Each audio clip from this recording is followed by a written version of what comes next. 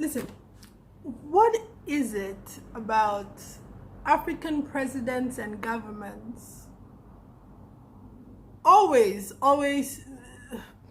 proclaiming and announcing how they are going to make their country the Silicon Valley of Africa? What is it?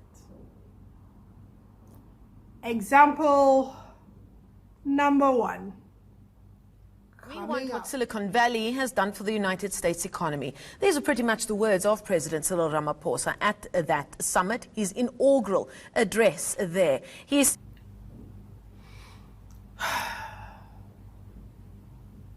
I mean,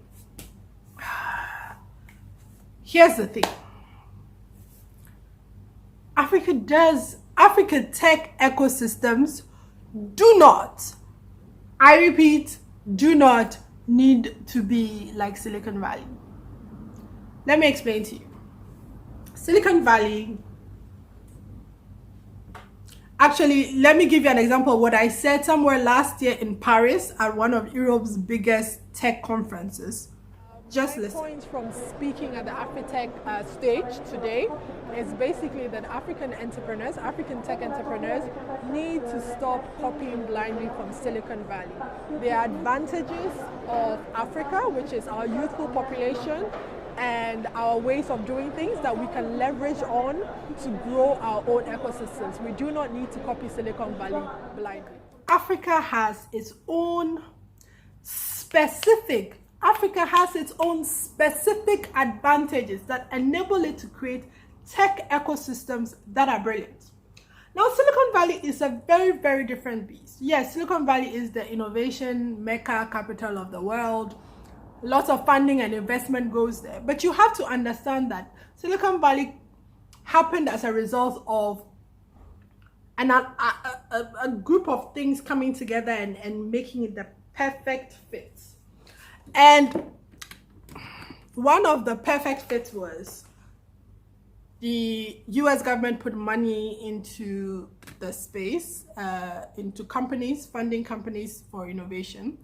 There was Stanford University. And that, along with the creation of the venture capital industry, just culminated in Silicon Valley becoming what it is. Now, a lot of African countries do not have large local venture capital that comes in, so they expect that foreign investment comes in, having to understand what the tech ecosystem in their countries are like. They, with the exception of a few countries, don't have world-class leading universities. What we do have as Africans that enable us to create tech ecosystems that are unlike Silicon Valley but successful anyway are the fact that we have what we call necessity innovation. Based on the fact that we have problems, very little money to solve them, and very little money to research on them, people have found ways to be able to solve their problems within their industries without having to resort to large R&D money, which is necessity innovation. Again, I will always say, if you look at agri-tech industry grew because we wanted to solve a simple thing for farmers. Farmers need to be able to make the maximum out of the crops they sell. So what did people do? They sent SMSs to farmers of the prices of goods in the cities where things were sold, so that they would be able to negotiate well with the middlemen who come and buy and go and sell in the cities, right? Simple necessity innovation. Africa has learned to do and do. If you go to your villages, you see it everywhere. Small boys creating trucks out of tin metal everywhere. We have that, and that's something that we need to build on, understand, structure, and teach. The second thing is we have learned very well how to solve problems for the bottom of the pyramid. Why has fintech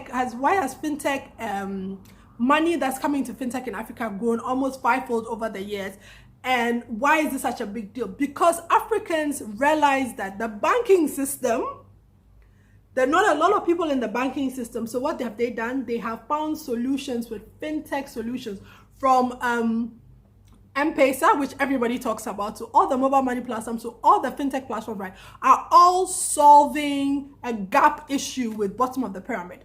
Also, we have major infrastructure problems, and because we have problems with electricity, we have problems with power, and solutions have grown out of solar solutions,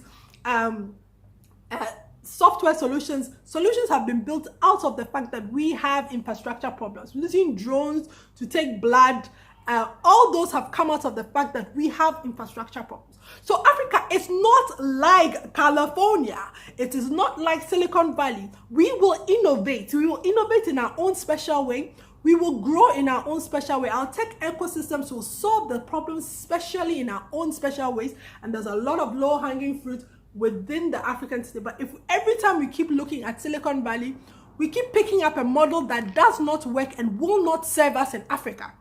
We need to figure out that we have a model that's working right now, and we need to take that. We take necessity innovation, we take lessons from how we've solved problems, leapfrog our infrastructure problems, how we've solved problems with the bottom of the pyramid, and begin to take that innovations learning, structure it, and teach it across the continent, so that we can begin to attract the venture capital investment it's needed to solve and to take those solutions and blow it up across the world. We need to stop this thing where we're trying to be Silicon Valley when we don't have the things that we can't be, that is needed to be a Silicon Valley, but we have a specific set of skills that will enable us to win in this innovations game in the world. But we choose not to. We choose to keep saying we're going to be the Silicon Valley of Silicon Valley of Africa. Guys, I will get off my soapbox, but let's be very clear. We're not going to win against Silicon Valley by being a Silicon Valley light. We're not.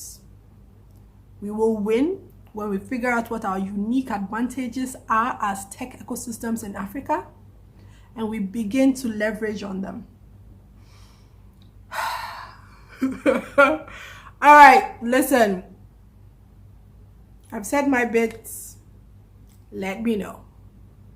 I'm out. This is Ethel Kofi, founder of Adele Technology Consulting and founder of Women in Tech Africa, coming to you with my rants on African governments needing to announce their Silicon Valley-ish, Silicon Valley light-ishness.